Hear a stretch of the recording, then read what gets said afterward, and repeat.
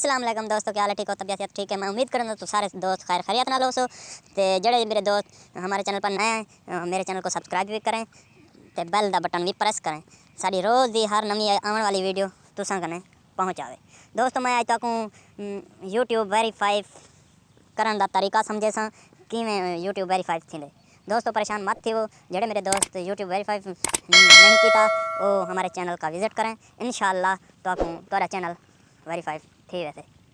दोस्तों मैं आज मैं जाना यूट्यूब स्टूडियो पे। यूट्यूब स्टूडियो पर तुसा कलेक्ट करे सो, यूट्यूब स्टूडियो पर कलेक्ट करे सो तो इस तरह का इंटरफेस नज़र आएगा। देख लो इस तरह का इंटरफेस नज़र आएगा, इस तरह का ज़्यादा इंटरफेस नज़र आएगा।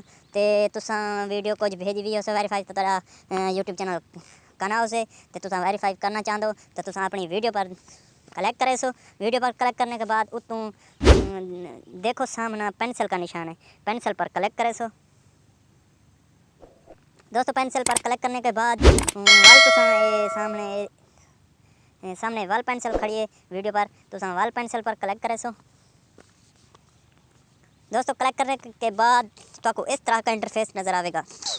इस तरह का जो इंटरफेस नज़र आएगा तो परेशान मत थी वो तो मैं वालवे तरीका समझना। दोस्तों तुसा देख लो लिखा खड़ा है CUSTM कस्टम थंबनेल।